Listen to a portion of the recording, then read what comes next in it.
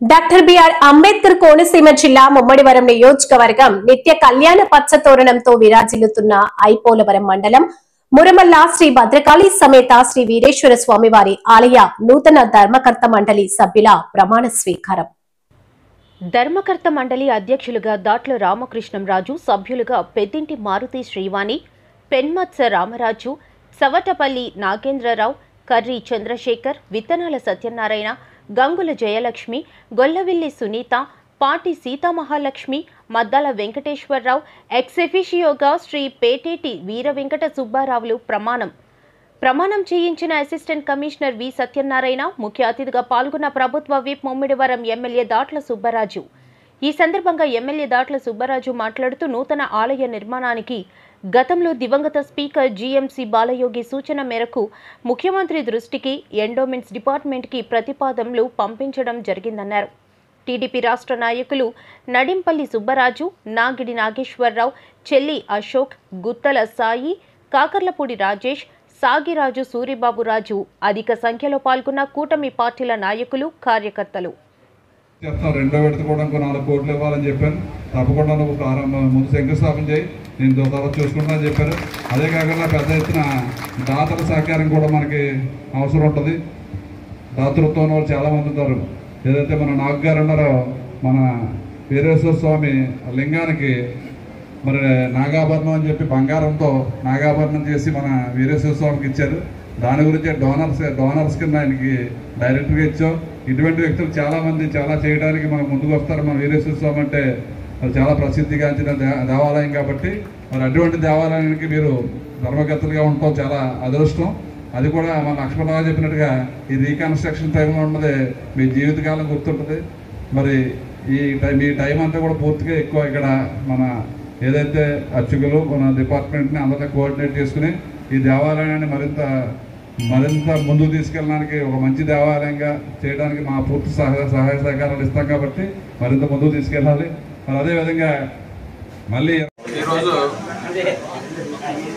మురమల్లలో చేస్తున్న శ్రీ భద్రకాళి సమేత వీరేశ్వర స్వామి నిత్య కళ్యాణం పచ్చతోరణంగా విరాజులుతున్న స్వామివారి ధర్మకర్తల మండలి ఈరోజు ప్రమాణ స్వీకారం చేసుకోవడం.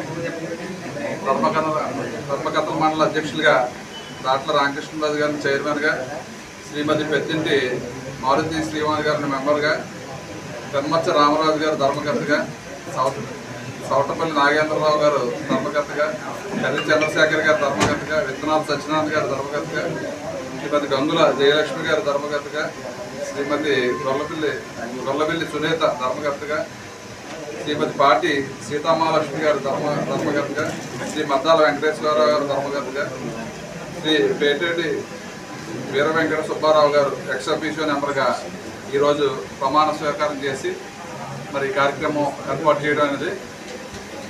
మరి భద్రకాళి సమేత వీరేశ్వర స్వామి అంటే ఈ చుట్టుపక్కల ప్రాంతాల్లో కానీ వివిధ ప్రాంతాల్లో చాలా ప్రసిద్ధిగాంచిన దేవాలయం. మన వీరేశ్వర స్వామికి నిత్య కళ్యాణం పచ్చతోరణం. మరి ప్రతిరోజు కూడా గ్రామం అంతా కూడా ఊరేగింపుగా స్వామివారిని తిప్పి కళ్యాణోత్సవం జరపడం చాలా సంతోషం. ఎక్కడ కూడా కాశీ తర్వాత అత్యంత వైభవంగా జరిగేది మన మురమల్ల వీరేశ్వర స్వామికి. మరి అటువంటి ధర్మకర్తల మండలి ఈరోజు మనం చేసుకోవడం చాలా శుభదినం. ఎందుకంటే ఈ వీరేశ్వర స్వామి యొక్క టెంపుల్ని మన బాలయోగి గారి టైం నుంచి కూడా పునఃప్రారంభించాలి, నూతనంగా టెంపుల్ చేయాలనే ఒక సంకల్పంతో మరి ఆ రోజు నుంచి కూడా ప్రయత్నం చేయడం.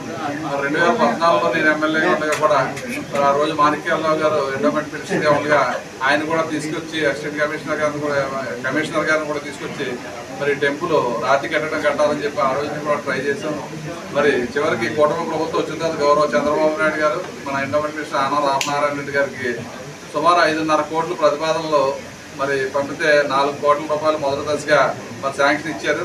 దానికి ఈ టెంపుల్కి కావాల్సిన పూర్తి మాస్టర్ ప్లాన్ అంతా కూడా మరి అసిస్టెంట్ కమిషనర్ గారు, మన యువ గారు మీ అందరం కూడా తయారు చేసి దాన్ని ఎండోమెంట్స్ డిపార్ట్మెంట్ పంపడం 1-2 రోజుల్లో అది కూడా ఫుల్ ఫ్లెడ్జ్డ్గా మనకు ప్లాన్ కూడా వస్తుంది. కాబట్టి తొందరలో టెండర్ పిలిచి ఏదైతే పుష్కరాలు వస్తాయో పుష్కరాల కల్లా ఒక బ్రహ్మాండమైన రాజకీయం మన వీరేశ్వర స్వామి గుడి నిర్మాణం చేయాలని చెప్పి మొట్టమొదటిగా ఏదైతే ప్రధానమైన గుడి ఉందో ఆ గుడి మట్టికే కదిపి దాన్ని పూర్తిగా రాతితో చేయాలని సంకల్పం చేశాం కాబట్టి దానికి ఈ గ్రామస్తులు, అదేవిధంగా డోనర్స్, అదేవిధంగా ప్రభుత్వం అందరూ కూడా పూర్తి సహాయ సహకారాలతో ఒక మంచి భవనాన్ని, మంచి గుడిని మనం ఏర్పాటు చేసుకుని ఈ ధర్మకర్తలు అందరూ కూడా ఏదైతే బాధ్యత చెప్పే వాళ్ళందరూ కూడా మరి వచ్చిన భక్తులందరికీ ఎటువంటి అసౌకర్యం కలగకుండా ఈ కన్స్ట్రక్షన్ కూడా పూర్తిగా ఒక సమర్థవంతంగా చేస్తానని ఉద్దేశంతో అందరూ భక్తి భావాలను వాళ్ళందరినీ కూడా సెలెక్ట్ చేసి ఈ ధర్మకర్తల మండలి ఈరోజు ప్రమాణ స్వీకారం చేసుకోవడం చాలా సంతోషం.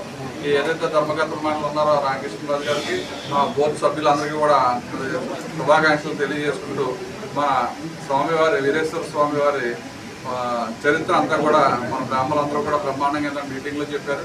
ఏదైతే పెళ్లి కాని వారు ఉన్నారో ఇక్కడ వచ్చి కళ్యాణం చేయించుకుంటే అది తొందరలోనే వివాహం అయ్యి మళ్ళీ తిరిగి వచ్చి మళ్ళీ జంటగా ఇక్కడ కళ్యాణాలు చేయించుకోవడం ఒక సాంప్రదాయంగా జరుగుతుంది కాబట్టి పెద్దలకు పెద్ద ఎత్తున నమ్మకం.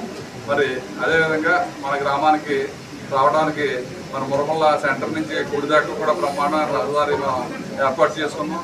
వచ్చిన భక్తులందరినీ కూడా అన్ని రకాలుగా అన్ని సౌకర్యాలు మన డిపార్ట్మెంట్, అదేవిధంగా గ్రామంలో, అదేవిధంగా ధర్మకర్తల మండలి కూడా వచ్చిన భక్తులందరికీ అన్ని సౌకర్యాలు కల్పించాలి. అదేవిధంగా ఏదైతే తొందరలో పుష్కరాలు వస్తున్నాయి 2027లో, గతంలో కూడా 2014లో మన ఎమ్మెల్యే ఉన్నప్పుడు పుష్కరాలు వస్తే బ్రహ్మాండంగా మన నియోజకవర్గంలో ఉన్న అన్ని దేవాలయాల ద్వారా పుష్కర ఘాట్లు కట్టి పెద్ద ఎత్తున వచ్చిన భక్తులందరికీ అన్ని సౌకర్యాలు కల్పించాం. ఈసారి ఈ కుటుంబ ప్రభుత్వం మరింత వైభవంగా చేయాలని చెప్పి చంద్రబాబు నాయుడు గారు ఆదేశాలు. 2 years ఉంది, ఇంకా 2 years ముందే ఏ గుడికి ఏం కావాలి, దేనికి ఏ రోడ్డు కావాలి, దానికి ఏ సౌకర్యాలు కావాలి అన్ని ప్రతిపాదనలు కూడా మరి మన రాష్ట్ర ప్రభుత్వం తీసుకోవడం జరిగింది. ఒక అద్భుతంగా ఈ పుష్కరాలు కూడా ముందుకు తీసుకెళ్లాలని మన కుటుంబ ప్రభుత్వ లక్ష్యం కాబట్టి తప్పనిసరిగా మన నియోజకవర్గంలో 15 ఘాట్ల వరకు ఉన్నాయి.